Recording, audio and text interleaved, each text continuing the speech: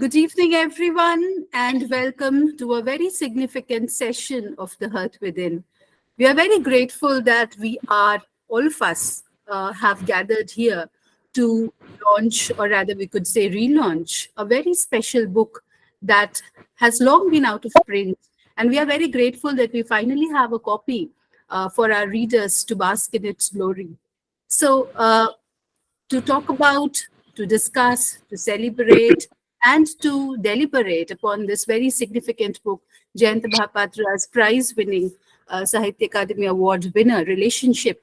We have a wonderful panel of scholars and also a fabulous panel of students who will be reading various poems from this collection. So without much ado, I would like to extend my warmest welcome to each one of you who has managed to make time here. And I would like to invite Professor Jaideep Sarangi to deliver the formal welcome address. Over to you, Jaideep, sir. As Ashwani has already stated, the relationships with relationship, isn't it?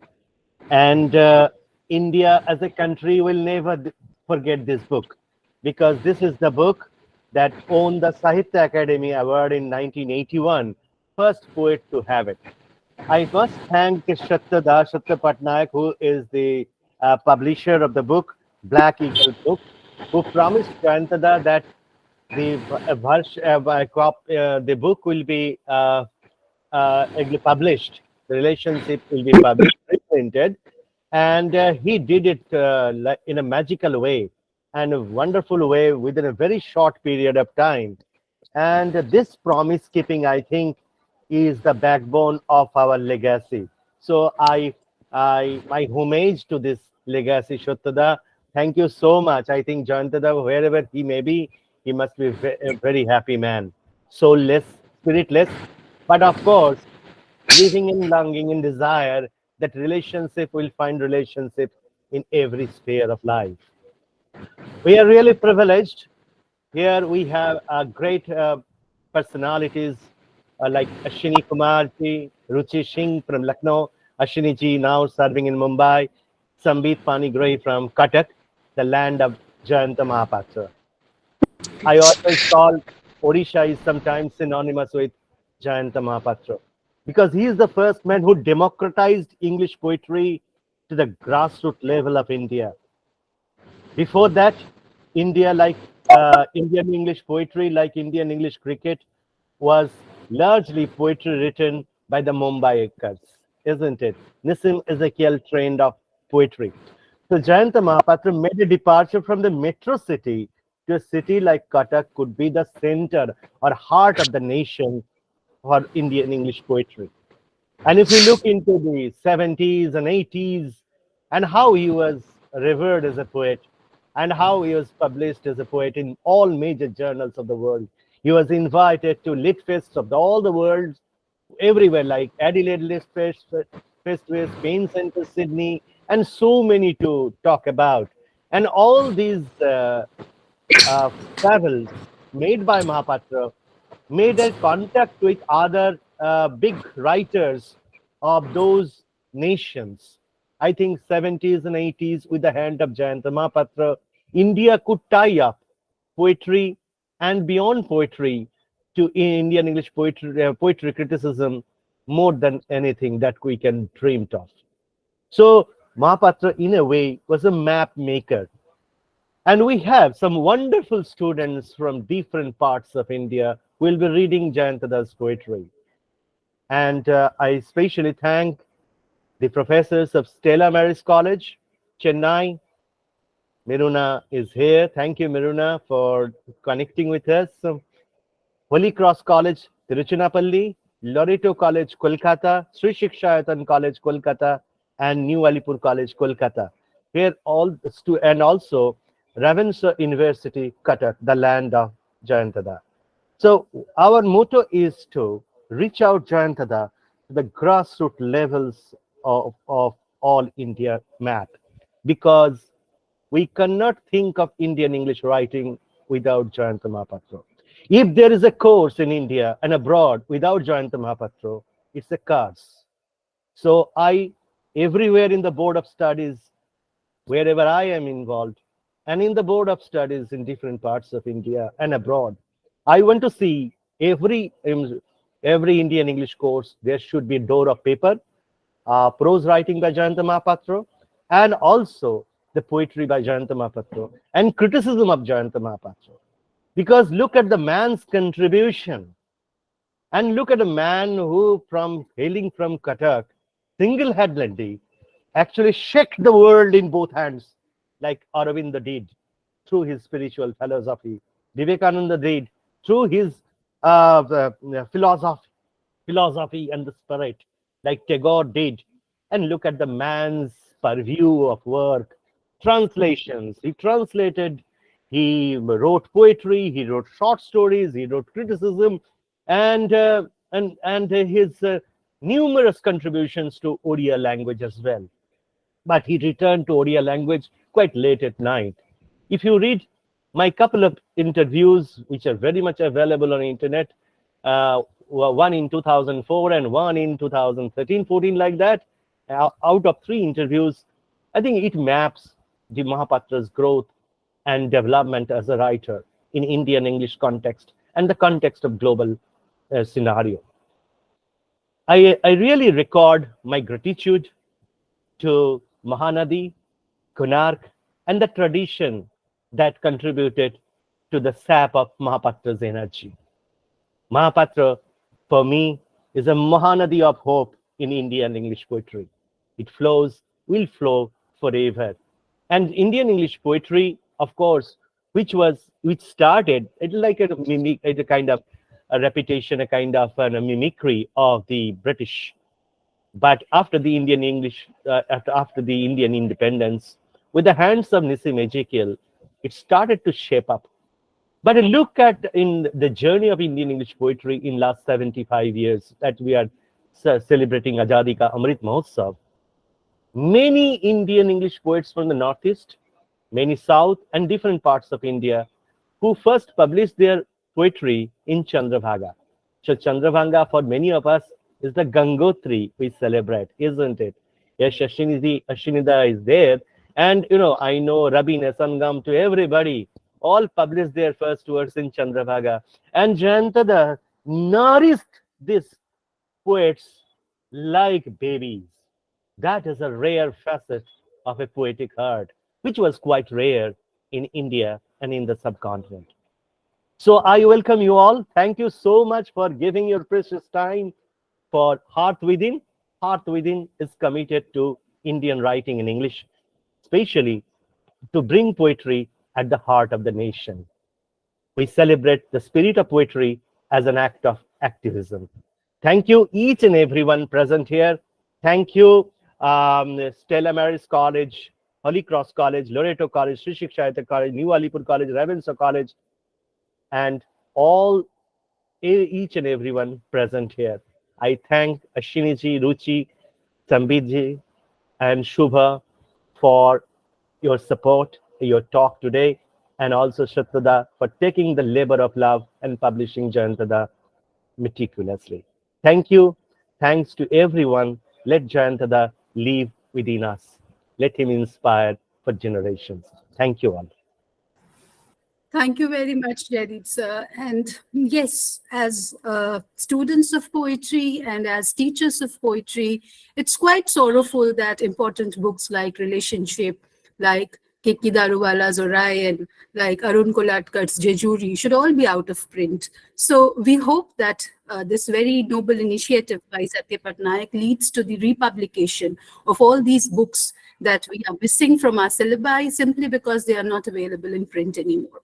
So thank you very much for taking up this initiative, and to celebrate this wonderful book, as I said, we have a grand panel of speakers who are scholars, poets, creative writers in themselves. And we begin with Ashwani Kumar, who has also had a long-standing relationship with Jayanta Mahapatra, with Chandrabhaga, and we hope that he will integrate these various strands of the personal, the public, the poetic into his discourse today. So over to Ashwani Kumar, poet, author, critic, and academic at the Tata Institute of Social Sciences. Ashwani sir, over to you.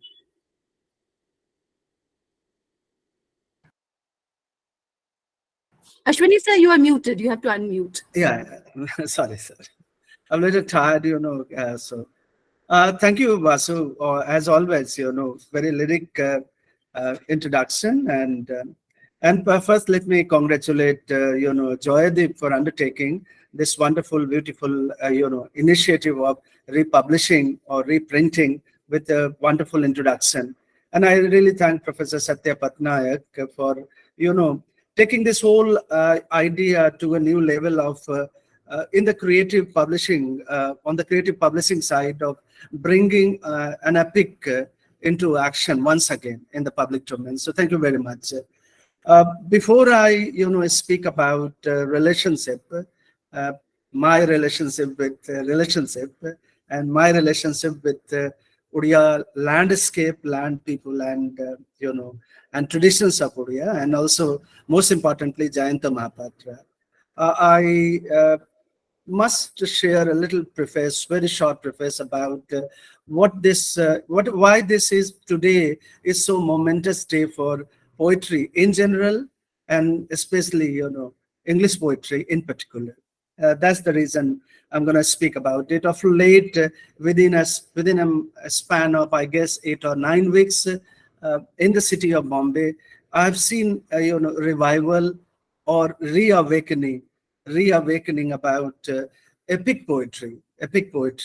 Especially if you are aware, Vivek Narayan's, monumental epic After, inspired by Valmiki's Ramayana. Actually, that speaks to Jayadeep, this relationship, about this relationship. And also, I'm in the city. Adil Jaswala has been a friend for many years and decades and a teacher too. And Adil's missing person also fits into this wonderful, tribute to relationship. And yesterday also at Tata Literature Live, we were talking about this awakening, in English poetry particularly, where there is a lack of tradition of writing epic poetry.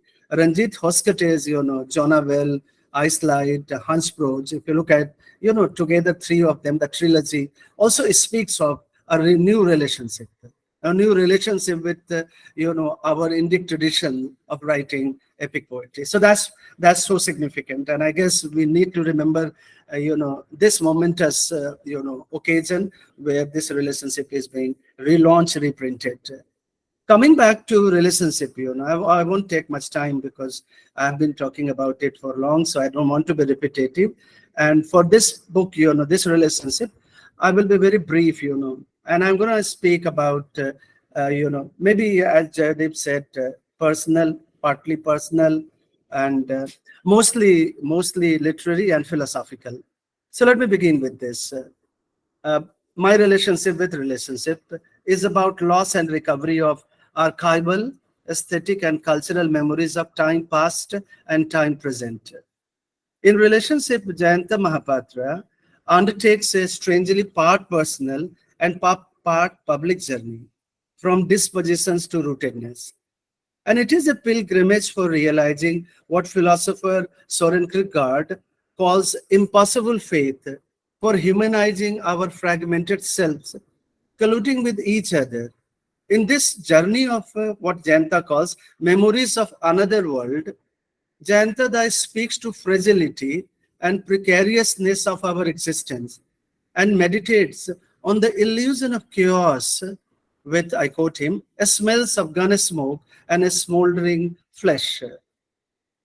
Relationship is also a mesmerizing, imagistic achievement of Jayanta Mahapatra's originality in blending haunting beauty of sensuality, alienation, and loss of self-identity. Here, I would say, in relationship, epic of Odia mythos is intertwined with Jayanta's own epic. In other words, relationship is deeply elegiac vision of our destiny, in which Jayanta Mahapatra views the erasure of the past through the struggle for self-creation, informed by the radical and emancipatory language of existential angst and alienation. Relationship is also a testimony to such dazzling hymnal and primal quality that we seldom hear in Indian English poetry in the semiotic and symbolic sense. In relationship, Jayanta forced us to confront the human condition and the anxiety-provoking events of death, freedom, and meaninglessness arising out of the ravages of modernity. There is a constant intertwining of the sacred and the profane aspect of this journey, which is indeed a pilgrimage, but also an intensely lyric, social, and psychic experiences of whether a journey can ever be a cure of maladies of self and soul. Much has been already said about the rootedness of relationship in Oriya, a land of forbidden myth, in the words of Jayanta Mahapatra. Indeed, relationship is about the history, culture, and tradition of Jayanta's people. It is also true, as Jayanta Mahapatra himself admitted, that relationship is a personal poem, a difficult poem, essentially a Oriya poem rendered into English, a language of what I call a language of deferral and slippage of our post-colonial identities. But it is more than just about land and the people. Jayanta, as a poet-philosopher in the literary and aesthetic sense, meditates on the language of poetry, and that language of poetry emerges in his hunger, as the bridge between the minor truth of the seen to the major truth of the unseen, paralleling the conflictual nature of social reality.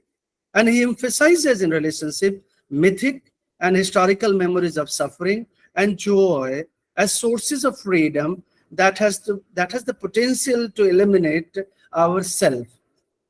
Let us not forget that relationship also speaks of a certain capacity of the language, native and primordial, to awaken and redeem our pre-linguistic desires and emotions.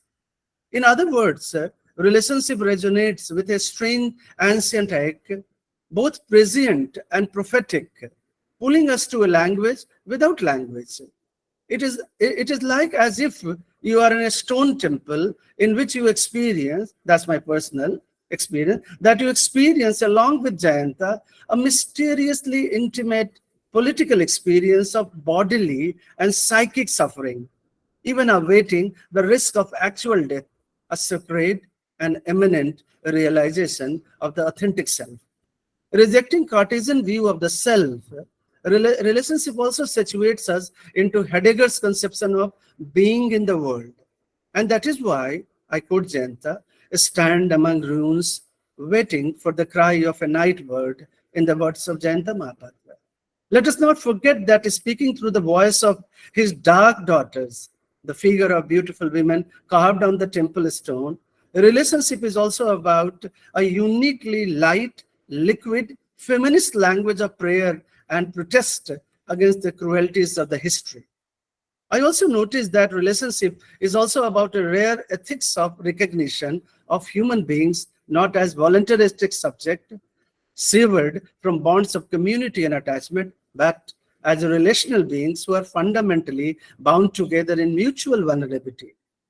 And this mutual vulnerability lies, as Dostoevsky reminds, in recognizing the other as dependent and vulnerable so that we can come to recognize ourselves in the world. In other words, Jayanta believes that true and authentic freedom emerges when we release ourselves from the bondage of our own egoistic striving and adopt an attitude of humility and self-sacrifice. And like ancient Indian poets, relationship expounds the basic element of Indic civilization, that every human being is a part of both transient and transcendental. In this linguistic inventiveness of the art of what I call Hegelian sublimation, relationship refuses pessimism of postmodernity and surprises us with a mystical Buddhist language of poetry in which a poem is unborn, unsayable syllables of inner journey, and you can literally smell the fragrance of this journey from poetry of stone sculptures to music of bodies, sensual and sacred, producing a mesmerizing raga of rains, rainbows, and riots, in Jayanta's words. Indeed, friends, poetry is a certain access of language, but it also releases the inchoate naming power of the language. This is what makes relationship so memorable in the pantheon of Indian English poetry. Allow me to conclude by paraphrasing T.S. Eliot's praise upon Dante's masterpiece, The Divine Comedy. The relationship of Jayanta Mahapatra is the highest point that Indian English poetry has ever reached or ever can reach. No wonder, I quote Jayanta, once again, one must sit back and bury the face in this earth of the forbidding myth. Thank you, friends. Thank you very much, Joyadev, Vasudhara, and all poetry. Thank you very much. Thank you. Wonderful tribute to the great man. Wonderful tribute. Thank you, Ashwani sir. Thank you for those very precious words for the book for Jayanta Mahapatra. And most importantly, I believe for the many students who have joined here, this will be vital entry points into Mahapatra's work if they choose to explore it in the course of their future. So thank you very much for bringing in a number of dialogues into this very compact address. And we are very grateful that you could spare time for us amidst your various other commitments. From Ashwani Kumar, we would move on to Cuttack, the land of Jayanta Mahapatra. And I would like to invite Professor Sambit Panigrahi from the Ravenshaw University at Cuttack to talk about this book, to express his ideas and opinions, and to share his affection for Mahapatra with everyone over here. Sambit sir, over to you. You'll have to unmute. Sambit sir, you'll have to unmute. Oh, yes.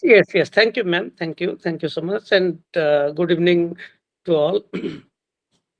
Yes, indeed. To talk about Jayanta Mahapatra and his legacy is a huge honor and also a huge burden, because the literary productions of Jayanta Mahapatra are immense and extremely influential in the context of particularly in the cultural context of Odisha from which he hailed. And what makes him a great poet is that his cultural rootedness to the ground from which he has evolved. And he talks about in many of his poems, you will find exclusive references to the places which he visited, the places where he worked as a professor of physics. And I'll come to that a little later. And all these monumental relics of Odisha, with which is deeply connected at a very deep emotional level, and also at a very profound intellectual level. So we all know that Jayanta Mahapatra retired as a professor of physics, but despite being a man of science, he had a deep sense of commitment and innate love for literature.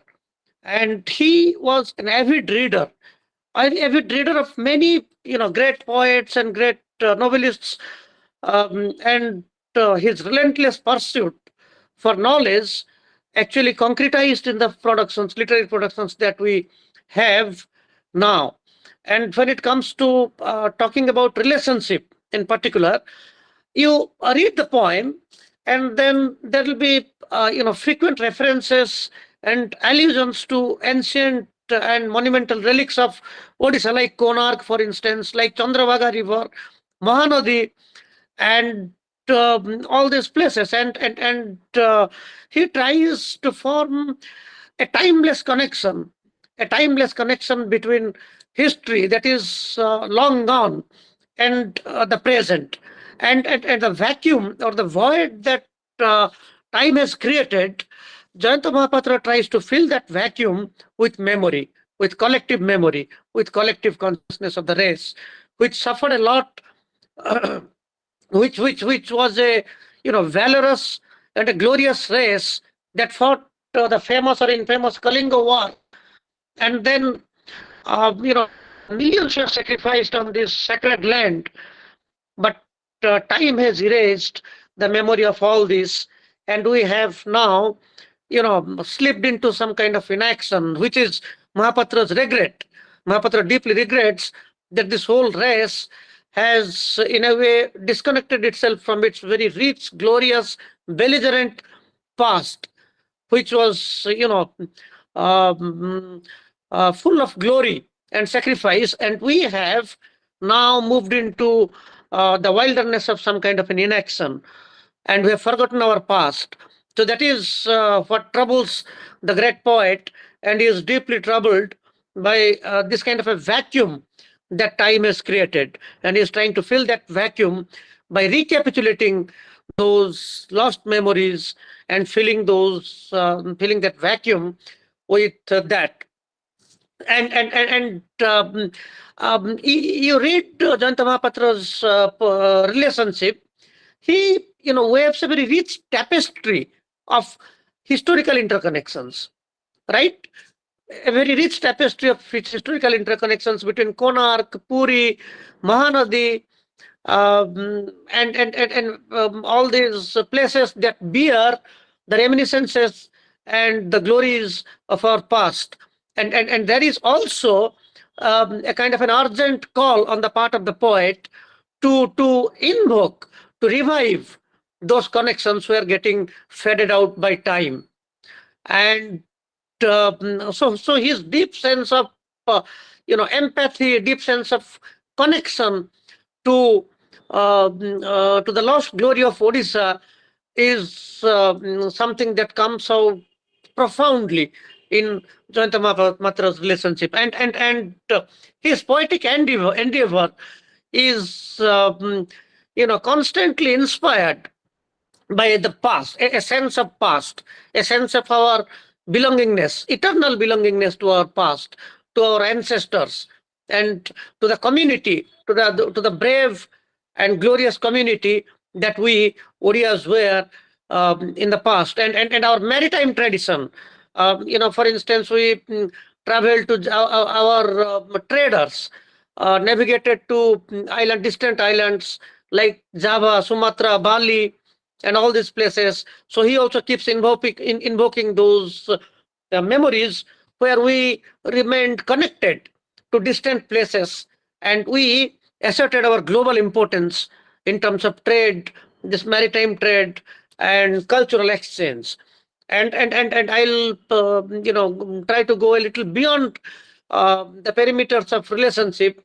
You read his poems, that how he is he has very realistic experience of the places that he describes in his poems. He has visited those places. For instance, there is a beautiful poem, The Abandoned British Cemetery at Balasore.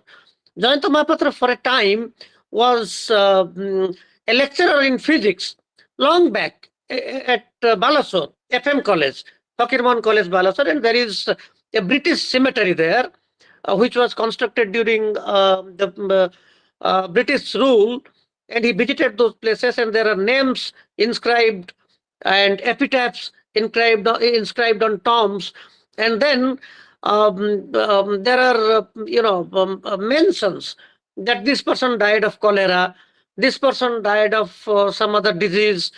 So that ancient trauma, the ancient pain, the ancient agony that is inscribed on those epitaphs on tombs, he reads into that and tries to reconstruct the lost time, that the kind of time that they had. Then you read his poem, that the captive air at Chandipur on sea, right, which is connected with our glorious maritime tradition, where our went sleep.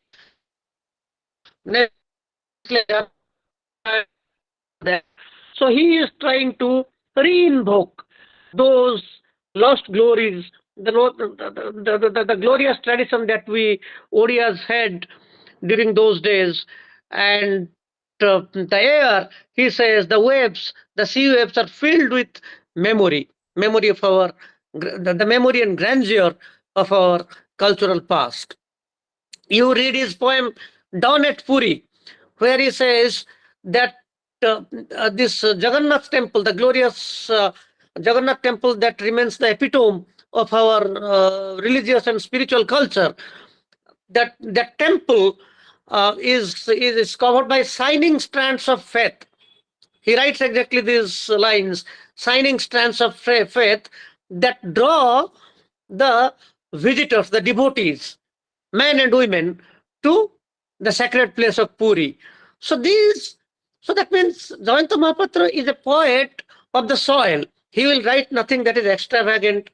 He'll write nothing that is, that you cannot perhaps experience or that you have not experienced. He will write something about something that which you have directly experienced. We have gone to Puri, visited Puri. We have visited Balasore. I come from Balasore.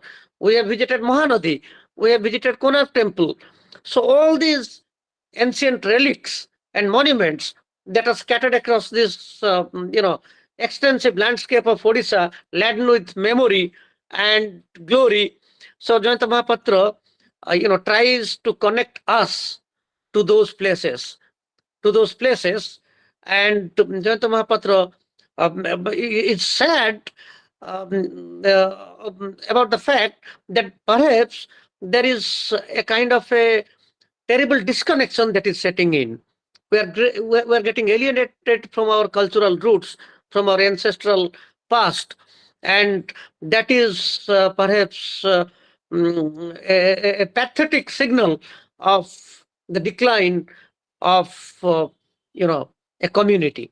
So that pained him a lot, and that is why he tries to reinscribe those lost glories in our hearts, and is trying to connect us back to those lost glories, and so that we revive ourselves culturally, we revive ourselves intellectually, we revive ourselves as a race. So that is Jayanta Mahapatra's contribution to Indian English poetry in general, and particularly his implicit desire was to reawaken a race that is perhaps growing indifferent with time and getting disconnected from its cultural past. So he wants to infuse this collective memory into our minds, into our psyches, and he wants to revive our, ourselves from a kind of a slumber into which a kind of a slumber into which we have slipped into. So that is Jayanta Mahapatra's contribution as an Indian English poet. He has been fabulous, and he has been reckoned with the other greats like K.K. Darwala, Sip K. Kumar, Nasim Eskil, and all those great galaxy of intellectuals and poets. But his contribution to the Odia race, the Odia culture, is also immense, and we must not forget that. And with his passing away recently, we have lost a great star, a great luminary of literature who hailed from our own land. But I'm certain that the kind of aura that he has created and the kind of inspiration that he has created for us will last long in our hearts, and we'll keep getting inspired by his phenomenal ability to from create extraordinary stuff from ordinary things that we see around us. So thank you very much. Thank And you so much. Thank you so much. Thank you so much. You mapped it so well, and you connected with the relics of the past. Like that was the greatness of Neruda, and that's why Jayanta Mahapatra is often been compared with Neruda in different PhD dissertations and everywhere. But Jayanta Mahapatra stands all alone among the stars. He will be remembered in isolation as well. Thank you. Over to Thank Bashu. you. Thank you so much. Thank you so much, Sambit sir. And I think you have rightly spoken about this cultural heritage, because every poet, in a way, is a cultural ambassador. And if a poet cannot speak for his land and for his people, I think much of poetry has gone to waste.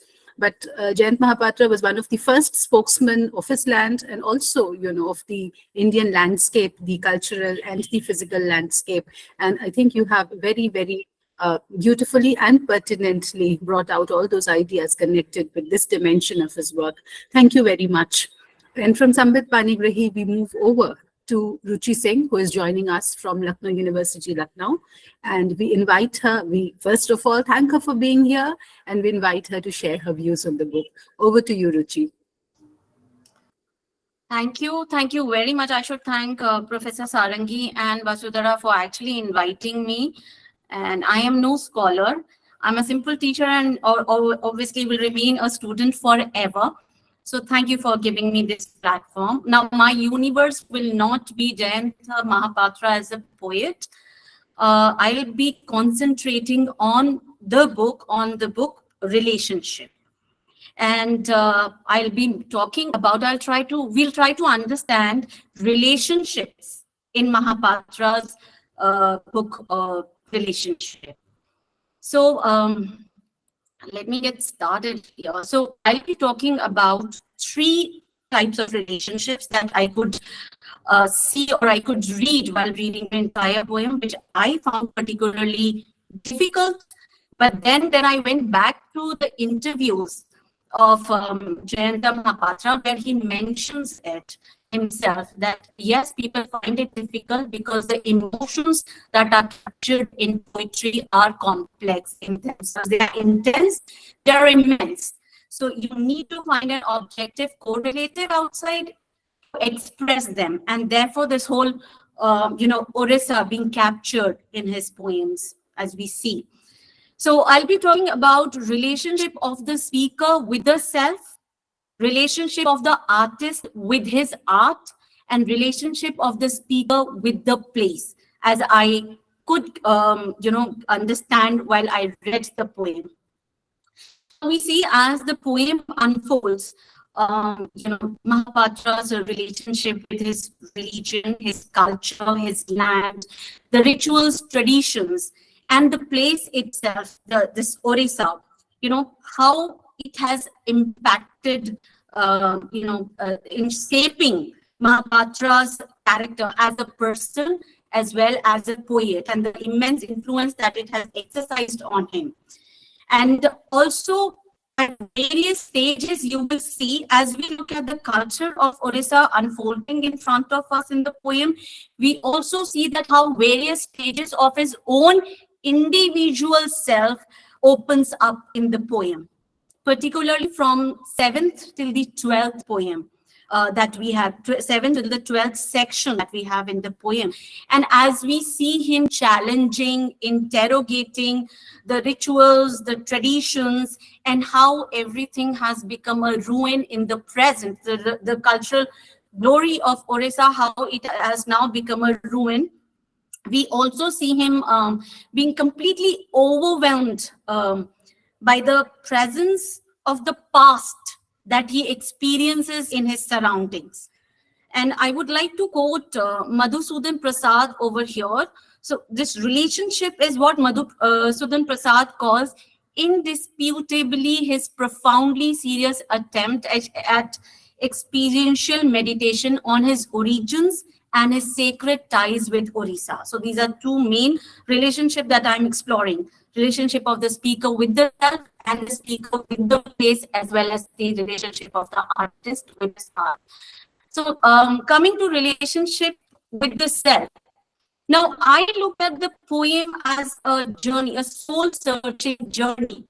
It is Mahapatra's endeavor, that he actually involves in deep introspection. He examines the self and he explores the innermost beliefs, values, opinions, his own relationships with his family members, his friends, and the existential questions that he faces now. And he's trying to make sense of his existential self as he keeps writing section after section. Now, what is it? What is the objective? What is he trying to achieve? He's trying to achieve a deepened level, a high level of self-awareness and understanding of the self. And what does he achieve? Basically, what we get is self-realization or self-actualization, and that we see unfolding in the poem. And when he involves with the self, we also see the self opening up the reality of his relationship with his mother, with his father, grandfather, his friends, and the place around him. And I would particularly like to mention over here that, as Mahapatra himself has admitted in many of his interviews, that he had an unhappy childhood. He had a checkered relationship with his mother, and he has not been able to come to terms with it. This he particularly mentions in this interview, which I with the one of the professors from Ravenshaw University. The name I'm not able to recall. So he mentions that, and also his father was staying away. He was burdened with a lot of responsibilities, and he did not like that. And he has not been able to come to terms with it, and he was mostly a lonely man. So he says that, when he was in Patna, he did not have friends. His schooling, he faced a lot of, he was bullied, he was lonely, and that also, of course, led him to read a lot in one corner of his classroom. And as a young man, also, he did not have many friends. So he describes all that in his interviews. So what I gauge is that he was essentially a lonely man with a lot of pain. And that pain we see unfolding, unraveling itself in his poem, Relationship. And while this, he opens up about the reality of his relationship with different people, he also, shows his profound concern with the community, with the society, with his people to which he belonged. And also guilt becomes a major concern, major factor in the poet's self-actualization. And he says at the end, I think in the 12th section, he says, I'll quote, "Fear of my guilt, I bid you farewell." So he's trying to come to terms with this fact that there is something in him which pains a lot, and he needs to get rid of that burden of guilt that he has been carrying from the past. So letting it go and enjoy the miracle of living, as he says. And the present, he says, is deprived of the glories. But this present also reminds, this ruins around him, the lost luster and glory of the present also reminds him of his own dejected past. Coming to the next point, that is the relationship of the self with the place. Now, I like to quote Jayanta Mahapatra. He says, "I was born and brought up in Orissa and have lived there all my life, except for brief periods like the time I spent studying for my MSc at Science College at Patna. The soil of this place has nurtured me. Consequently, my thoughts spring from Orissa." And one more, thing that I would like to mention, that again he mentioned in one of his interviews, is that when he was asked that everybody is leaving, you being such a great poet, why haven't you left this small place, Cuttack?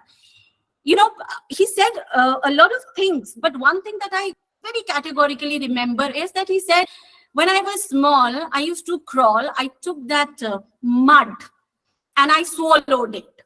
So Cuttack, Orissa is in me, and I am in Orissa. I just cannot leave this soil. So talking about this relationship with the place, now when the poet makes this journey towards self-exploration, we will find that a poet will always find its root in the place where he or she grew up. The landscape, the culture, the experiences of their hometown, they can serve as a powerful mirror for the poet's inner world. So Orissa becomes a mirror to his own inner world. And therefore the poem continues his relationship with Orissa and the Oriya space, its culture, history, myth, tradition, mysticism, everything, you name it, and it is there. Even if one doesn't read other poems, it is found captured essentially in this poem itself. So it is through vivid imagery, memories of the hometown, that the person is able to convey his personal growth and self-discovery. This is the relationship that we find of the self with the place, that how while looking around the the place, he's able to convey how he has grown personally, and that, journey of self-discovery, and the emotional and the physical landscapes of their past, they reflect in their inner transformation. And we've seen that Professor Ashwani and Professor Sambit have already told us a lot about his relationship with Orissa. I don't need to repeat that. So I'll move on. Now I'll again quote Mahapatra. He says these poems, he doesn't talk specifically about relationship, but about his poems. He says these poems are just attempts of mine to hold a handful of earth to my face and let it speak. Perhaps this signifies a return to my roots so that they reveal who I am. That itself summarizes what I'm trying to say over here, the relationship of the self with the place. It is a journey to my roots, and that self-discovery and revealing myself as a person. And so the environment that he's talking about not only includes the grandeur, the architecture, the myth and the culture, it also includes his self and his family life, his aesthetic existence, and of course his own responses to the traditions of Orissa's myth, legends, its rich culture and architectural and sculptural treasures. Then let me read the first section of the poem. The first poem itself opens up with, the poem opens up with with description of Orissa. He says, the opening lines I'm talking about, he says that, he talks about the enormous palace of the Shiva temple. He talks about the forbidding myth, and, the stone, the Lingaraj temple, everything, comes to us in the first section of the poetry itself. Now, I would just quickly mention that how people can read this relationship with the place, as Vasudha mentioned that some of the students might pursue his poetry as scholars later. So, place identity. How through place you can distinguish it from how through the identity of the place, its rivers, its buildings, its smell, its feel, its touch. How can you distinguish one place from another? That is very much there in his poems. Then sense of place, the ability to recognize and respond to the diverse identities of place can be very much found over here. And then talking about topophilia, of course, which blends the inherent qualities of the landscape and the places with the attitudes that different individuals bring to it. And this is what Jayanta Mahapatra brings to his poetry, that love of place. Topophilia, the love of place, which is found in every poem that he has written. Moving on to the third relationship that I explore is that of the artist with his art. Now, again, I would like to begin with what Mahapatra has said. In fact, 3 of his interviews really has reiterated again and again that writing poetry is a painful process. Writing poetry is a painful process, and capturing that in form of prose is nearly difficult or nearly impossible, I would say. So one needs to understand that why is this so much a painful process? For the simple reasons that I have understood is that there is so much dejection, loneliness, isolation, pain of not having very close relationship. While he has talked about all these relationships, he has talked about his wife as well in one of the interviews, where he says, either poetry took me away from her, or it was her who made me, concentrate on poetry. But something was there which could not, have that kind of a bond. So probably those missing personal bonds leads to that pain, so much pain, and poetry then becomes, the apt medium, apt vehicle for, capturing so much pain that Mahapatra had experienced through his life. So the range of emotions and the challenges and the difficulty of expressing that those complex emotions, they could be captured only in form of poetry, because poetry gives the vocabulary that prose will not be able to give. So he says, this poetry creates a space for introspection, self-expression, and explore the inner world. And how does he do it? Through metaphors, through images, through similes, through symbols and myths, because they can capture the complex emotions very, very well. So the whole essence of defiance, resistance, complex emotions, or philosophical concepts, poetry becomes an ideal medium for exploring all these profound opinions, challenges, and thoughts. So here we see that in a relationship, the poet tries to connect not merely with the past with the present, but also explores through his poetry. And as an artist, while he is writing about himself and about Orissa in his poem, he also explores as a poet the sculptures. The relationship between sculpture and poetry. When he captures those images, Konark Temple, or the sculptures, those ladies and those figures over there in words, that further describes a relationship of an artist with art. He also strikes a relationship between music and poetry. And all of it, when you delve deeper into his poetry, it comes across as very fascinating. So, and also another thing that I would like to, before I end it, that through his poem, the poet is also preserving the culture, the myths, the beliefs, the dreams of Oriya people, and making them available for the posterity, whether we see them available in its physical environment or not, they will forever be available in its poetry. So creation of an art, by the artist. And these people in posterity will be able to reclaim their past through Mahapatra.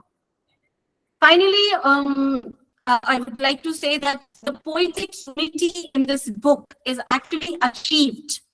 While each poem stands as an independent piece, which can be read without going to other sections of the book, but at the same time, how this unity is achieved, it is achieved through the self, through the place, and through the artist. The self is present from section 1 to section 12, and the self is revealed through the place and place through the self. An artist, of course, from the first word to the last, it is the artist who has put together that art for all of us. And finally, I'll end by saying that while I read this poem, I particularly found it difficult because Mahapatra, I've never tread there. So two poets and two poems that came to my mind, which one of them even Professor Ashwani mentioned, Arun Kolatkar's Jejuri and Professor Sarangi's Faithfully I Wait, poems on rain, thunder, and lightning, because I have written on both of them, so I could relate. The ruins that he talks about, Mahapatra talks about, the relationship can be found in Kolatkar's Jejuri and Orissa. Not the entire Orissa, but Bhagram, as we find in Professor Sarangi's poem Faithfully I Wait. And then that two other poets who came to my mind, one was Aga Shahid Ali, his poems on Kashmir, and T.S. Eliot's Wasteland. The wasteland, of course, up for the ruins and the past glory which has vanished in the present, and how through the myths, the poet is trying to revive the past glory. So that is found in Wasteland, and of course, Aga Shahid's love for Kashmir and not able to go there ever. So I'll end it over here on this note. Thank you so much. Thank you so much. Thank you. Thank you. Thank you very much, Ruchi, for uh, bringing to light the various relationships that engage the poet and the text together. Thank you very much for also highlighting the biographical aspects of the poet that could be well connected and well read into the poem. And from Ruchi, we move over to Shubha Dwivedi, who is joining us from ARST College, Delhi. Shubha is a poet herself. She writes bilingually in both English and Hindi. And we are very grateful, Shubha, that you could make time for us. Over to you. Thank you, Vasudhara.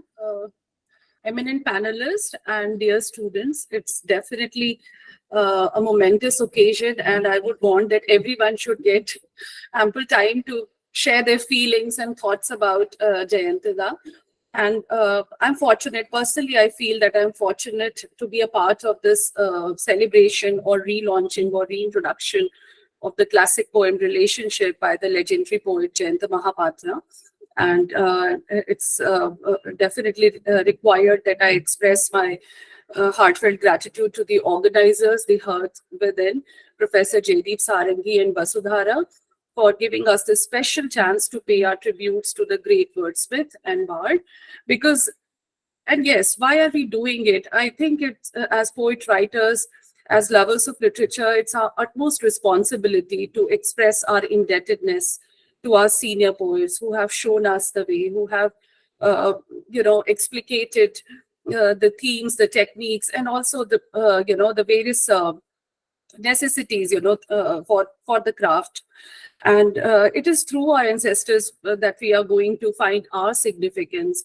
And after all, as has been said by Eliot, that no poet, no artist of any art has his complete meaning alone. His significance, his appreciation is the appreciation of his relation to the dead poets and artists. So the legacy of Jayanta sir is etched into our minds and hearts, and it's also, his whole aesthetics that has brought me to his poetry. And I would rather like to explore and engage with his poetry in a detailed manner. But today, as I stand here, I think I can only point out, some of the elements that I could, I could get, as I read his poem. His typical poetic style is marked with ironic reflections, and there's ample use of myth and folklore. And although his poetry seems to be obscure and cryptic at times, but what we find at the bottom, at the end, is a very meaningful critique of life and the age. And his distinctive blend of symbolism and allegory too gives his work a certain gravitas and character.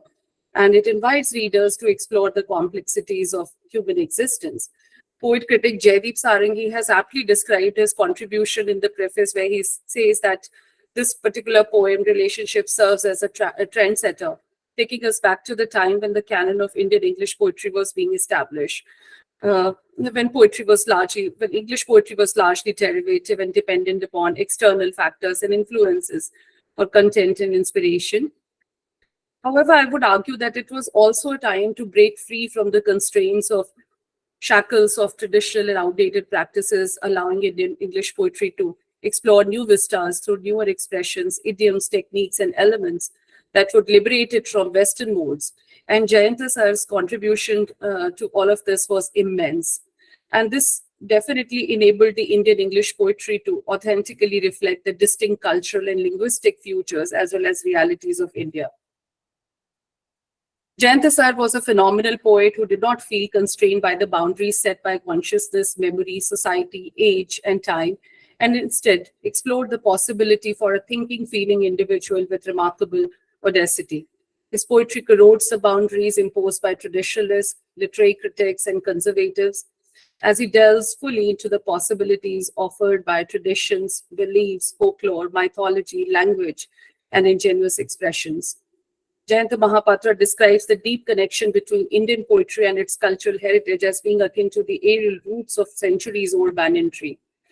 The image of a solitary traveler is the best one to describe him, and to see him as he could sense the brilliant colors of the past and the ocean's strange and bitter deeps. His poetry helps us see through the mirage of life by attaining a stability of mind and coherence in ideas.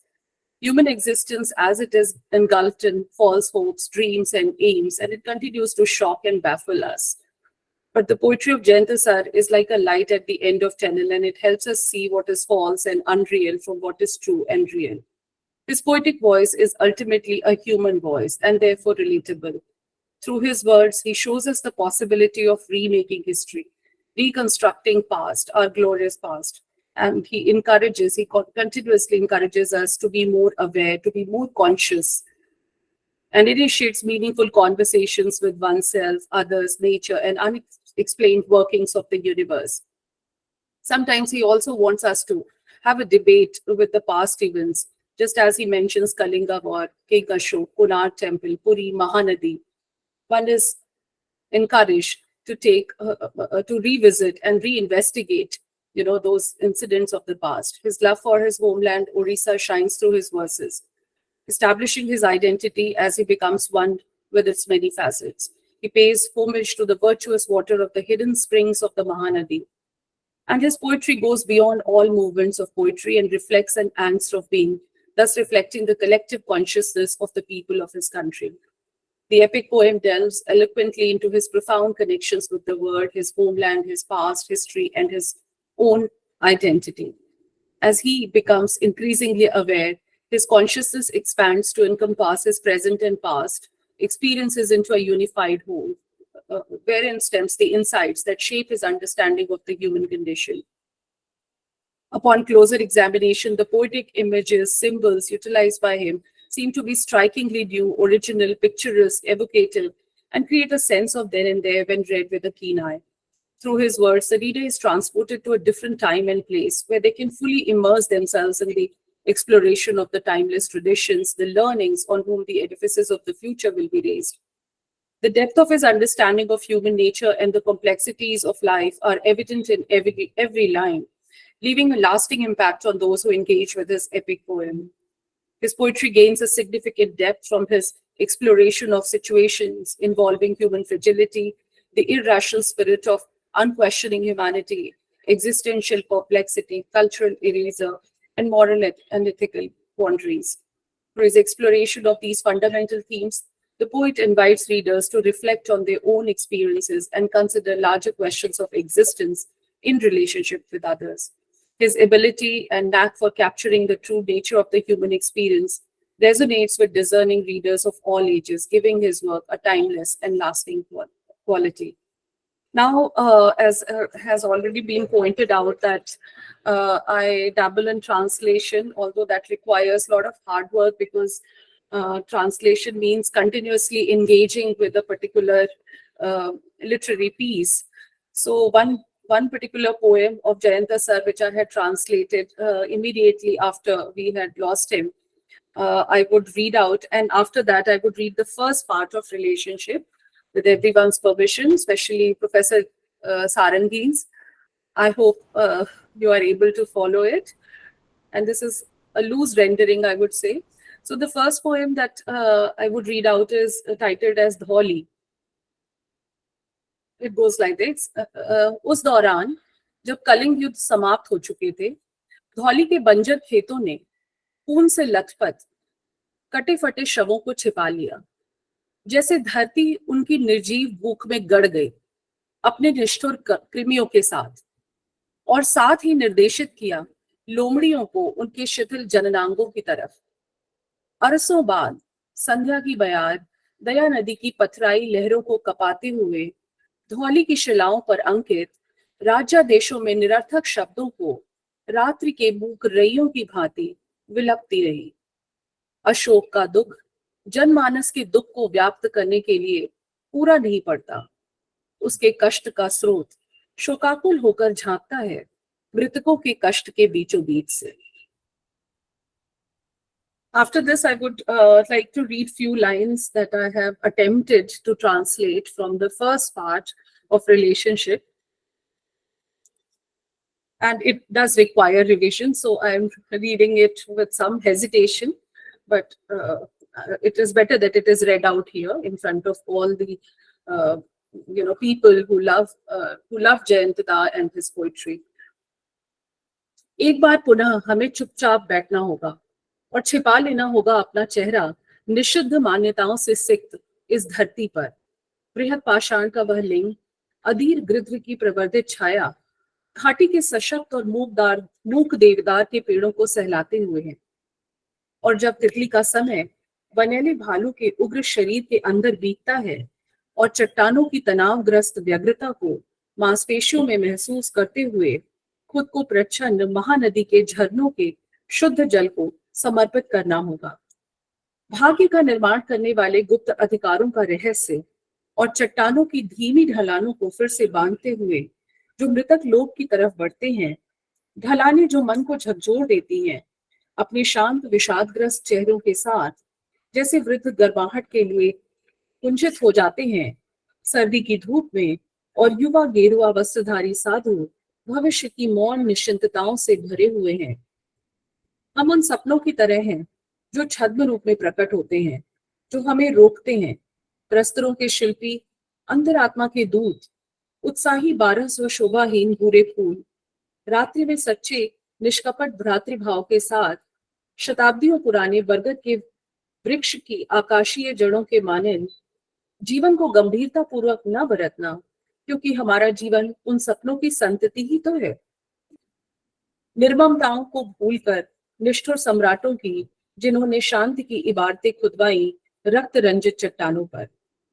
हमारी चीख पुकारों को विस्मृत कर बारूद के धुएं और सुलगते बांस की गंध, साम दाम दंड भेद को भुलाकर अपरिमित दूरियां खिंचती गईं हमारी वाष्पित कपालों के भीतर।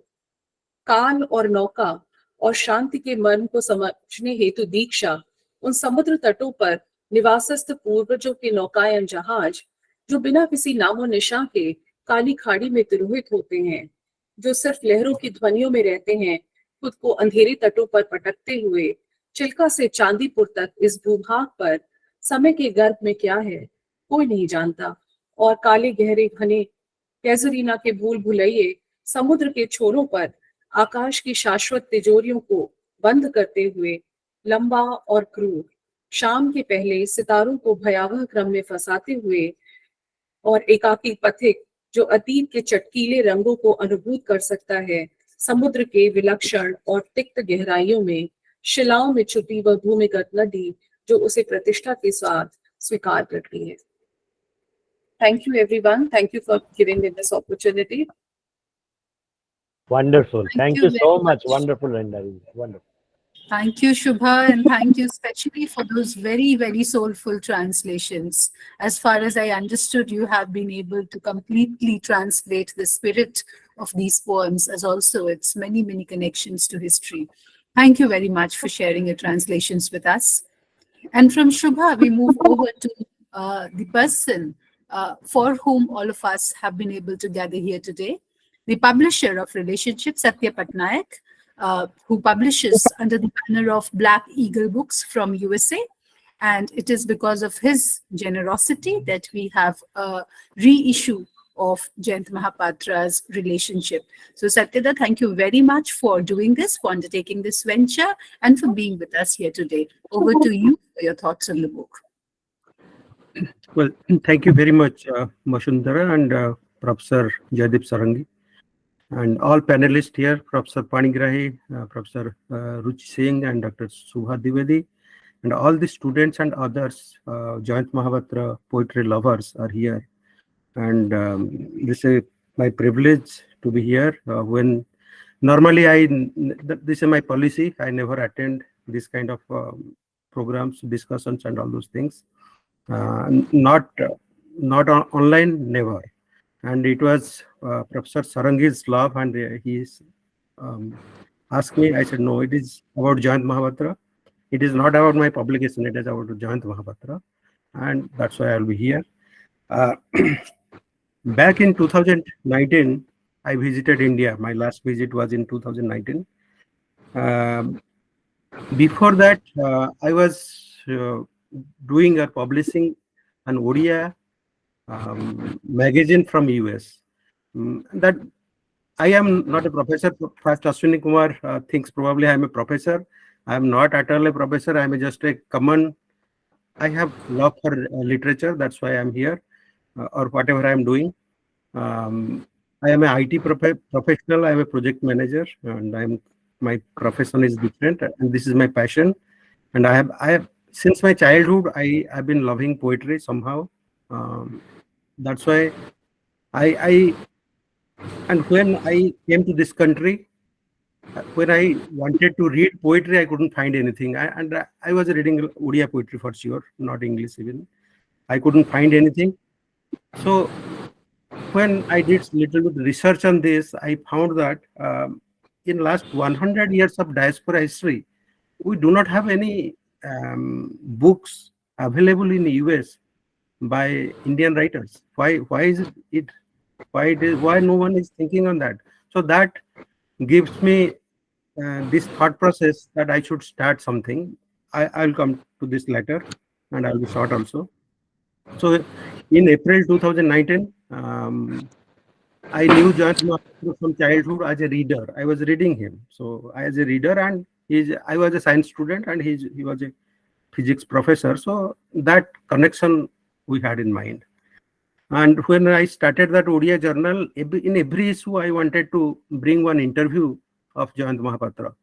I requested many people from Odisha, many writers, can you write an interview or a profile of Jayanta Mahapatra? I want to. There was somehow that love was there about Jayanta Mahapatra inside my mind. But no one helped me, and I couldn't able to publish. After 4 issues also, I couldn't able to publish anything of Jayanta Mahapatra. I was publishing his poem though. Then in that visit, I decided to meet Jayanta Mahapatra personally and to inquire his health.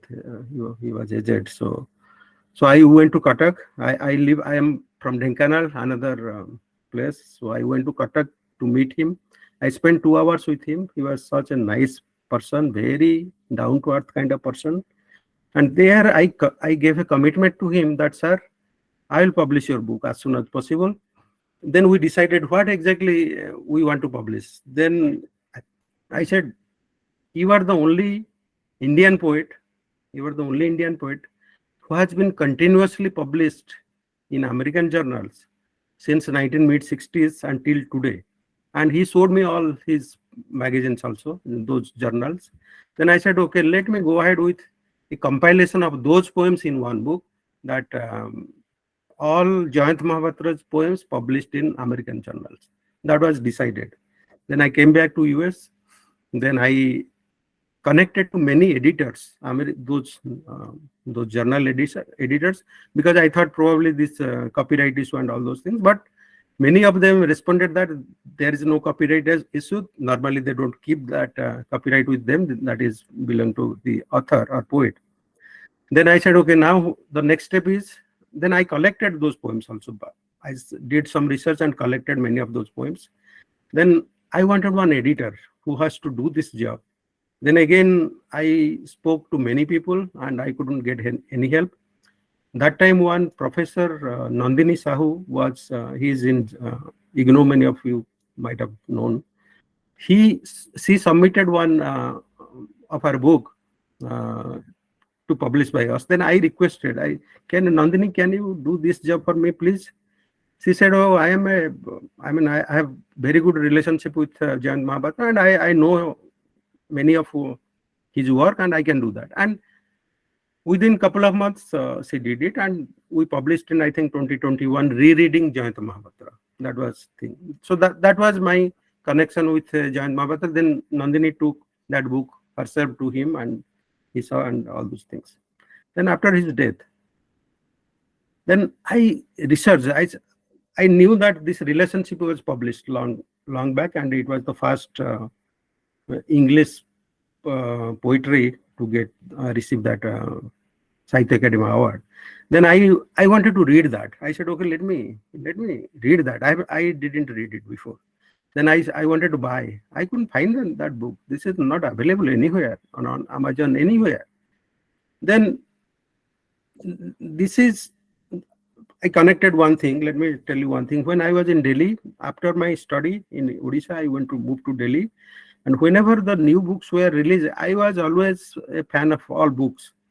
Then when I come from Delhi to Odisha, then I search some book and you won't find. Publishers say, no, those are out of print. Why those are out of print? We are the readers. Anytime we need those books. Why those are out of?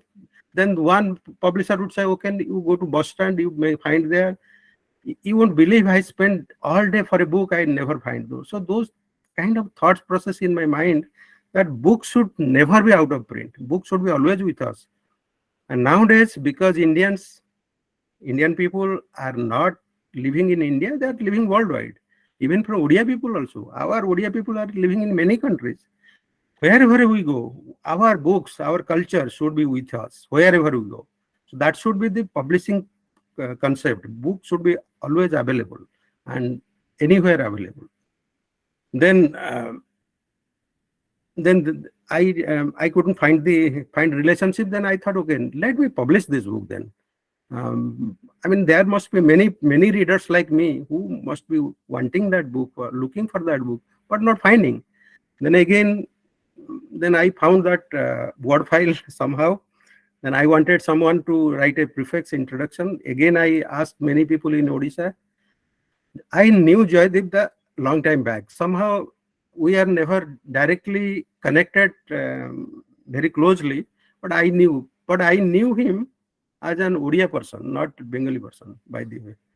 So somehow I sent an email to Jaydeep that, okay, I'm thinking to publish. Can you write an introduction? He said, I am on the train. I'll be reaching Calcutta this time. You'll get it tomorrow. And you won't believe that he didn't wait for tomorrow. He sent me that night. And I think within 3 or 4 days, we published this book. And books should be published that way. Books, someone said me it takes 6 months. No, it should not be. Books should be published within a week.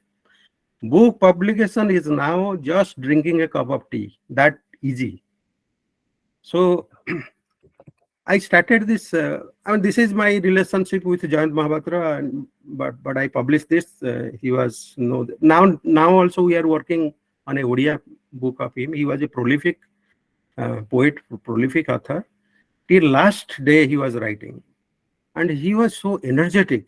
He was so energetic. At that age of 90, he was attending literary meets outside of the city, outside of the state also. I've seen that. And his poems were being published in Odia newspapers till end of his life. And he was writing. He was such a prolific poet and person, and a very lovely, very nice person, very down-to-earth person. So that was I know Jayanta Mahapatra as a person. But coming back to this publishing, why I did that? Probably you might be interested to know. I came to this country in 1998, and because my love for literature was there, I was reading. When I completed my other responsibility, family responsibility, I am very much involved in all community programs, in particularly in our Odia US or America level Odia community. I installed Jagannath deities in my local temple, and I am pretty involved. Then in 2011-12, I started that Odia journal because I thought, okay, we should provide Odia literature to people here. So let me do that. So I did that. But in 2019, in a small gathering we were sitting, one girl came there. One of our community person, he is a professor at Ohio State University. He's a computer science professor. His daughter came to us. We 3-4 people were sitting. She said that she was a student of Michigan University that time. She was just started her college, and her professor gave her certain work to compile one writing on Indian literature. Then she said, I went to libraries. I couldn't find any book on Indian literature. No, nothing was there. Libraries, city libraries, no, nothing is there. Then she came to us that, uncles, why I am not finding any book? I want to work on Indian literature. I'm not finding. So that creates, it was a shock for me. I said, we have given so many Jagannath temple in United States. We have done so many things. Every day we are doing certain thing or the other. But why not literature? So why 100 years of diaspora history, but no one has thought about this, or any publishing or any book is not being published? So from that I started this. I said, okay, let me do this. Let me propagate our literature of India worldwide. That should be my goal, one point goal, one liner. Then I did 3 months of research. I went to American publisher to publish a book. American publishers, they asked me $3,000. I said, probably paying $3,000 a book, I can publish 1, 2, 3, 4 books, not prolifically, not big way what I'm planning. It won't possible. I spent 3 months research. Then I found that $3,000 I brought down to $150 level, and I started publishing. It is in five years. It is not 5 years. In April it will be 5 years. So far we have published 440 titles. My major goal was to propagate Indian writings, Indian authors worldwide. And I have a dream of getting next Nobel after Tagore. It should come to India. But unless we take our literature to global readers, it is not possible. So that gave me that thought process. And I mean, I have not stopped after that. I have done many books. I'm not doing contemporary only. I'm reviving many old books which were not there for last 50 years, 60, 70, 80 years. Many books I have revived. And not only that, I am taking this global literature to India also. I'm republishing many good books from global and making it available in India or worldwide. So the publication, what I'm doing, I'm using the ultimate technology. It is not traditional. It is purely contemporary technology. It is print on demand concept. Book will be available throughout the world. Amazon is the best bookstore in world now. If your book is not available in Amazon, then I don't think we can call you a writer. It is not. Your book, if you are a writer, or if you are an author, then your book has to be there on Amazon available. And not only Amazon India. Amazon has 24 sites to cater the world. Our books are available throughout all 24 Amazons. And because we are doing print on demand concept, using print on demand concept, books are never out of print. After 100, 300, 500 years, like you are buying now Shakespeare, our books will be bought after 300 years also. Book will be always there. So these two features, with these two features, I am working this. This is my responsibility towards society. I do not take a penny from this because I have a profession. I spent all my extra hours in this and to create more and more book. I believe that a healthy literary ecosystem would convert to a greener and beautiful and better society. That I'm very strong believer on that process.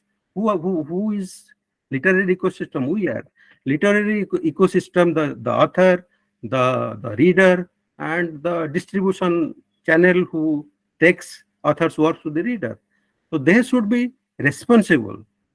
They should be responsible, and we all should work towards a better society, better living, better condition of human being. So that should be our goal. Many people, they believe that it is not, the literature never helps us. No, literature builds society. Literature builds society. Good literature builds good society for sure. We read these books from the childhood, class after class after class. So that responsibility, that feelings, I said, okay, this is my giving back to my community, my society.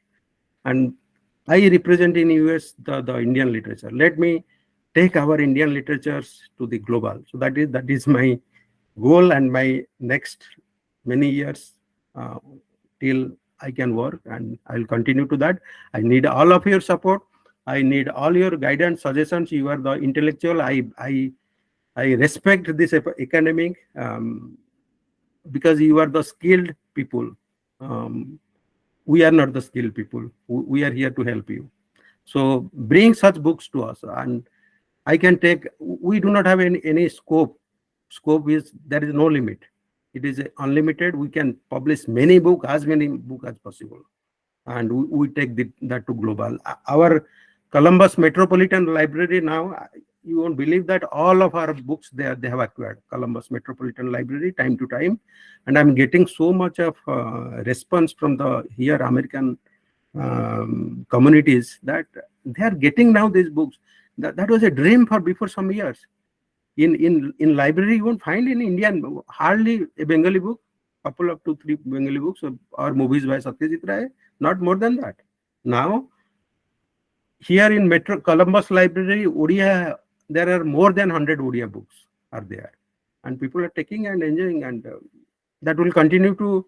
I'll continue to serve this, and anytime any one of you wants to publish through us, you can do that. Thank you very much. So much. Thank you. Thank you. And it's an inspiration for all of us. And definitely you're showing a brighter way of life and living and kind of activism into Indian writing in English. That is needed. Mere dry scholarship won't change the country for good. Any dry scholarship will end up in tomorrow's tongue. Hungry mouth as Jayanta says. So I think if you want to overcome the hungry mouth of time, we need to be an activist, not a dry scholar. We need to be an activist to sensitize Mahapatra entirely and change the system. You can, we can, with our energy, with our efforts, with our secondary scholarship on Jayanta Mahapatra criticism, as well as Pattnaik Sahab has said, really, the way he is doing, I think many of us will be taking the challenge for good. Over to Ashudha. Yeah. Thank you, Shutada. Thank you so much.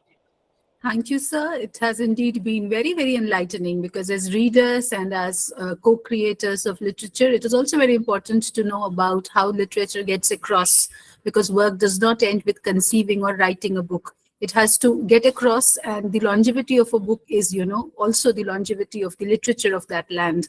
So I think it's a very, very vital step to have publishers like you thinking about the longevity of Indian literature in English. And Indian literature from India, not just in English, but in also the numerous valuable languages of the country. Having spoken about relationships, it is also important to hear from those who will be the readers for years to come after we are not here. So to celebrate relationships, we have a wonderful panel of students from different colleges across the country.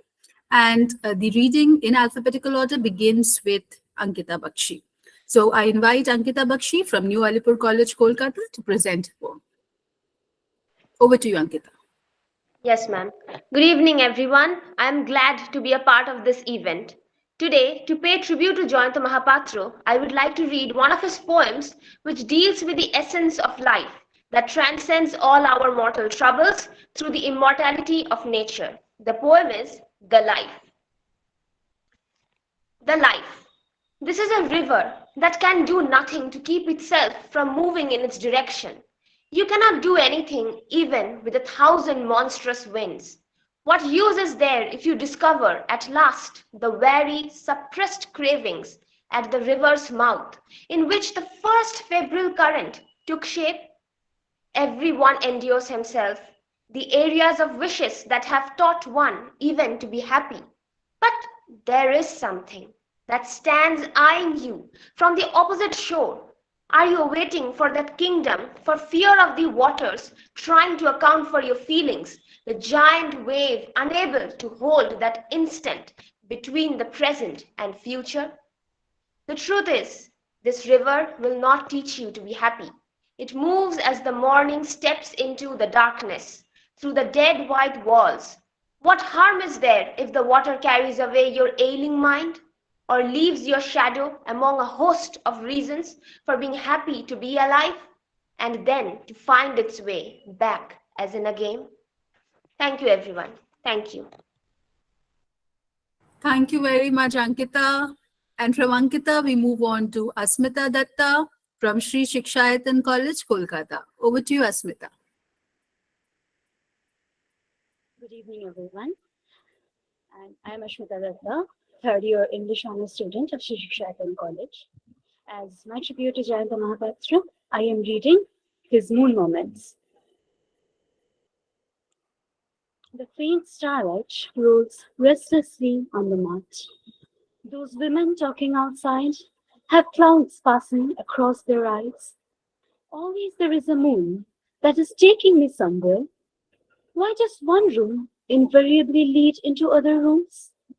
We, opening in time our vague doors, convinced that our minds lead to something never allowed before, sit down hurt under the trees, feeding it simply because it is there, as the wind does, blowing against the tree. Yet, time is not clairvoyant, and if it has the answer to our lives, proud in its possession, that potential which can change our natures, beating the visions of childhood out of us, the socialism and the love, until we remain awkwardly swung to the great north of honor. What humility is that which will not let me reveal the real? What shameful secret lies hidden in the shadows of my moon? All these years, our demands no longer hurt our eyes. How can I stop the life I lead within myself? The startled, pleading question in my hands, lying in my lap, while the gods go by triumphant to the sad city at midnight. Thank you. Thank you, Ashmita, for that lovely reading. And from Kolkata, we move on to Tamil Nadu, where we have A. Vinci Vilma from Holy Cross College, Tiruchirappalli, joining us. Vinci, over to you for your reading. Good evening, Licherians. I'm Vinci Vilma, pursuing my second MA English at Holy Cross College, Trichy. I'm going to read one of the most famous poems of Jayanta Mahapatra, Of That Love. Of that love, of that mile walked together in the rain, only a weariness remains. I am that stranger now. My mirror holds to me the moment's silence, hardly moves across the glass. The moment's silence hardly moves across the glass.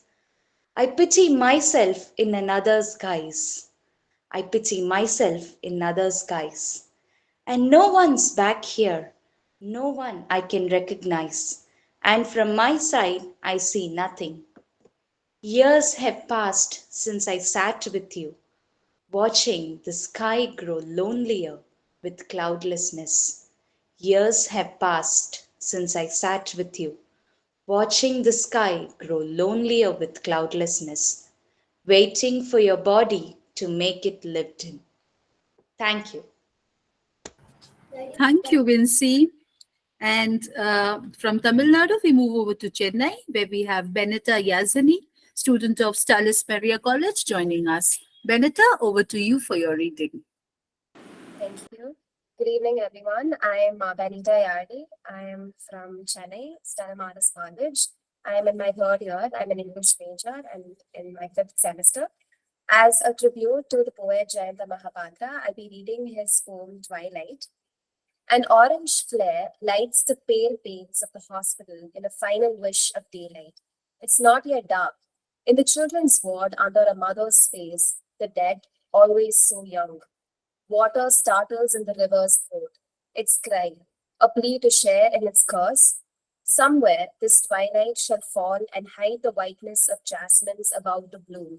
Newly lit lamps in the houses across the street make me look out at the wet August evening that holds up the vast unknown in such small, delicate hands.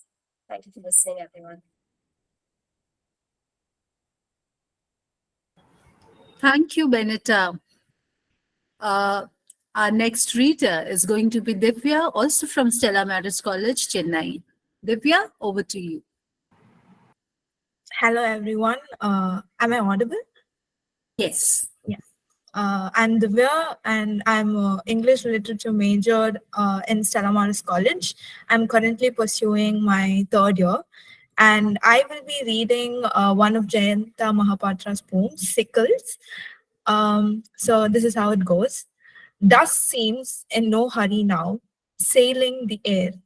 A 10-year-old girl runs after her homebound cows through the ingenious sunset hour, glancing briefly as we pass by, but gives no sign that she has seen us. The day's last light surprises us, leaving everyone suddenly on an endless, desolate shore, and a small desire to make love then. Women returning home from the fields of ripe grain carry sickles in their tired hands. They cut paddies, cling to their quiet perches. How little I understand myself among children who are mothers already before the floods come wetting the reeds on the shore. Among women desired, even as we are indifferent to happenings by which they are possessed. How the sickles shimmer with the reds of sunset hidden in the twilight of their veins. Thank you. Thank you very much, Divya. And our next reader is G. Satyashri from Holy Cross College, Tiruchirappalli, Tamil Nadu. Satyashri, over to you. Greetings, everyone. This is Holy Cross College. Happy and grateful to be a part of this wonderful event. I'm here to read the poem Traveler by Jayanta Mahapatra. Good evening, ma'am. Am I audible? Yes, Okay. audible. Happy to be a part of this event. I'm here to read the poem Traveler by Jayanta Mahapatra. Bells of close by rest their easy on the bone. It starts again. Wonder what I'll do with what I learn. Warm vapor rises from the darkening earth like a hope. Somewhere inside a room, a girl is dying in her mother's arms. Elsewhere, someone revenges himself for his work in life. I look at people, at my little misery, beyond at Jasmine's sad, sweet smile. The bee chasing the new growth of grass, the drum thumping against the sky, the woman with her knees drawn to her chest, the wind that deceives itself, it tellingly carried the scream of the girl who was dying in her mother's arms. My knowledge and my time fail to quiet tonight, and like the flutter of birds, I try to wear this weight lightly, but the weight of the unknown buries me. Thank you. Thank you very much, Satyashri. And our next reader comes from Kolkata, New Alipur College, Kolkata. This is Irene Khan. Over to you, Irene. Good evening, everyone present here. Am I audible? You are, yes. I am Irene Khan from New Alipur College, Semester 3, English Honours Department. Today I will be reciting the poem Sanskrit written by Jayanta Mahapatra. The poem speaks about the importance and value of the language Sanskrit in India. I shall begin reciting the poem. Awaken them, they are knobs of sound that seem to melt and crumble up like some jellyfish of tropical seas, torn from sleep with a hand lined by prophecies. Listen hard, their male gaunt wall sprawls the page, like rows of tree trunks reeking in the smoke of ages. The branches glazed and dead, as though longing to make up with the sky, but having lost touch with themselves, one unable to find themselves hold meaning. And yet, down the steps into the water at Varanasi, where the lifeless bodies seem to grow human, the shaggy heads of ward buds move back and forth between the harsh castanets of the rain and the noiseless feathers of summer, aware that their syllables' overwhelming silence would not escape the hearers now, and which must remain that mysterious divine path, guarded by drifts of quivering banyans, a language of clogs over cobbles, casting its uncertain spell, trembling sadly into mist. Thank you. Thank you very much, Irene. Now I would like to invite Rajeshwari Chakraborty from Sri Shikshayadan College, Kolkata. Good Rajeshwari, evening.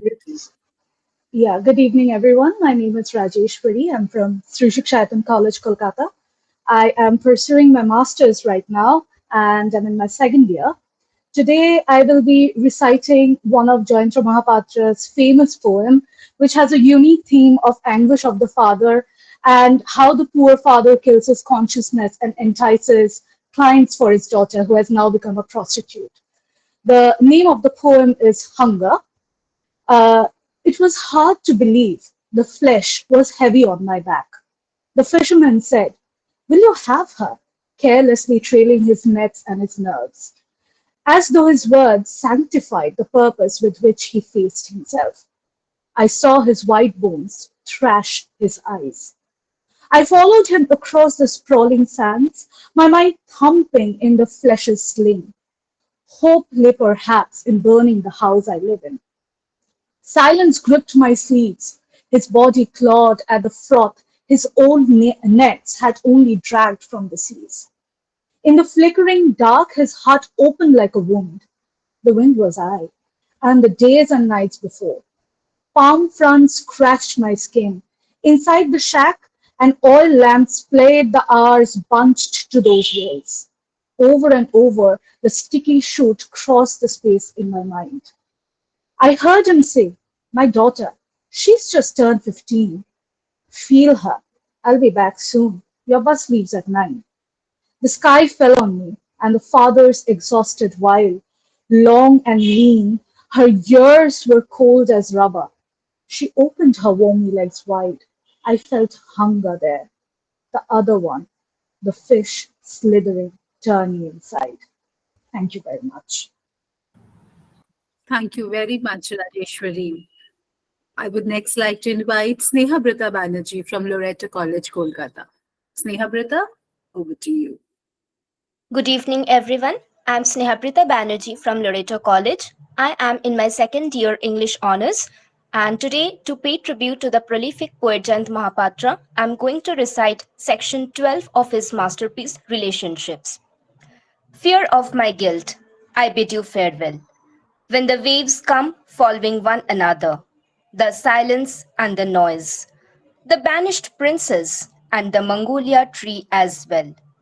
A song rises from the honeycomb lattice work of stone to grip these bones where a grey water of blood stretches out to the future. Is anything beyond me that I cannot catch up? Tell me your names, dark daughters. Hold me to your spaces. In your dance is my elusive birth, my sleep that swallows the green hills of the land, and the crows that quicken the sunlight in the veins, and the stone that watches my sadness fly in and out of my deaths, a spiritless soul of memory. Thank you. Thank you very much, Sneha Brita. I would next like to invite Subhranshu Dash, who is joining us from Ravenshaw University, Cuttack. Subhranshu, over to you. Yes, ma'am. Thank you so much. I especially thanks Joydeep sir for giving me this opportunity. I am Subhranshu Das, a student of UG third year at Ravenshaw University, and I'm going to read the 9th poem of Relationships. And as all of us know, in 1891, Jayanta sir got the remarkable Sahitya Academy for this book, and this accolade made him the best ever English writer. And this 9th poem, starting from the myth of happiness, he lurks around, shuttling in between dreams and imagery. Here I read. This must be the myth of every happiness, the high wind that flings the flowers into disarray, the adamant bones which keep rolling in the dust of the dark butterflies, the cry of the wounded sun silenced among the ruins of Konarka. I thought those who survive the myth have slipped past their lives and cannot define their reason. The trees are getting sparse. The clouds dwindle into colder air. The ancestral fires are no more snares. Purposes that resembled the webs of the sun are lost in the silence of corners of dim rooms, where only ideas, like brooms, wait oddly on their unstable heads. Once it was a season, it was a bride. I dragged in its joyous flower pot into the middle of my life. My dead grandfather floated in that sea of buried things.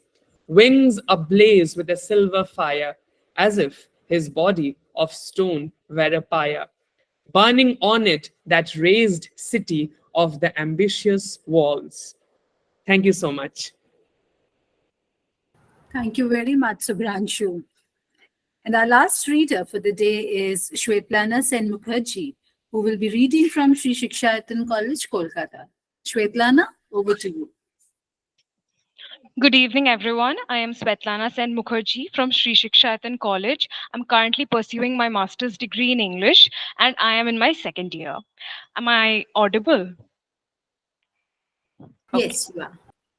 I shall be reciting Village by Jayanta Mahapatra. Village. The survivors pretend to be asleep. Not all voices. The earth, the sentimental place they thought they had left behind. Carefully I cross the palm trunk bridge over the irrigation canal, and the grave green waters flow on limping. Doesn't its laziness deceive your eyes? The peepal tree silence on the bleak burning ground. Beside the low mud walls of a house, Radha, in a hurt-filled light of an early November sunset, in the sterile sameness of the grass-lined call of the children.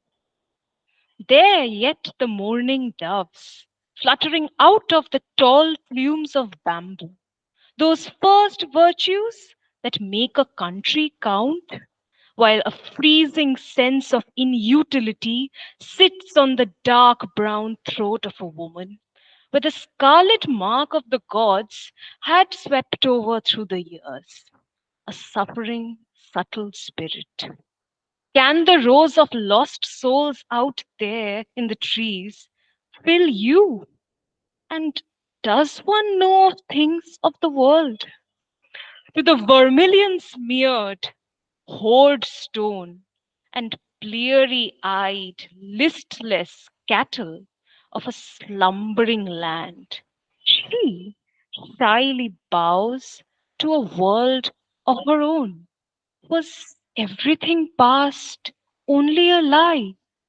The evening sun indifferently passing by, leaving behind on her body the awe of shadow, before another shadow creeps upon her skin, hesitant, intangible, real, as over the stone, as in a womb where love perhaps had never been. Thank you so much. Thank you so much. The students made the evening very, very special. And some of their teachers are also present. As I see Malinidhi, Jayanta, Meruna, Madam, Jayanti, Madam, I think Shangita. Thanks to everybody. And thank you so much. You contributed a lot to this evening. Over to Ashwani. Thank you. And with these very, very beautiful readings, we come to the end of a lovely program. It was very important that students, should have read today from Jayant Mahapatra's works, because it is finally with them that we are leaving his poems, his literature, his memories. So a few days ago, I was reading Arvind Krishna Mehrotra's collection of essays, Partial Recall. And there he points out, and I'll just read, a literary landscape is made up of much more than isolated works of literature. It requires critical scrutiny, intelligent encouragement, and credible evaluation. But there is such a scarcity of these that the Indian one looks more barren than ever before. This was written in 2012, and I believe that nothing has changed in the last 10 years. The great betrayal of our literature has been primarily by those who teach in the country's English departments. The academic community, whose job it was to green the hillsides by planting them with biographies, scholarly editions, selections carrying new introductions, histories, canon-shaping or canon-breaking anthologies, readable translations, revaluations, exhaustive bibliographies devoted to individual authors, and critical essays that, because of the excellence of their prose, become as much a part of the literature as any significant novel or poem. Little of this has happened. Writers die, are mourned by other writers, and the matter ends there. A year goes by, then a decade, and nothing appears to tell the reading public why the author deserves to be read and how he fitted into the larger story of a literature to which he spent a lifetime contributing. I hope that through programs like the one we had today, through discussions like the one we had today, through readings by the large number of students who participated here today, there's going to be some kind of change in the scenario in the years to come. As Jaydeep sir also rightly pointed out, dry scholarship will not lead us anywhere. It is some kind of academic activism that we require, academic and publishing activism of the kind that Satya Pattnaik's story illustrates for us. We require these efforts to transform, because it is not just important to write well, it is also important to be read. It's also important to be heard. So we hope that together we can make an initiative to promote good writing and to make a space for literature everywhere in the world. Thank you very much for joining us today, and for each of you who were members of the audience. We are very grateful that you could find time for us. Thank you so much, and we hope to meet you again. Thank you. Thank you. Thank you, each and everyone. Thank you so much. Thank you so much. It was wonderful to meet with all of you. All the panelists. Yes, it was very wonderful. And all the Thanks, students. Vasudhara. Thank you. Thank you, Thank Saraki sir. you, each one of you present here. Thank you.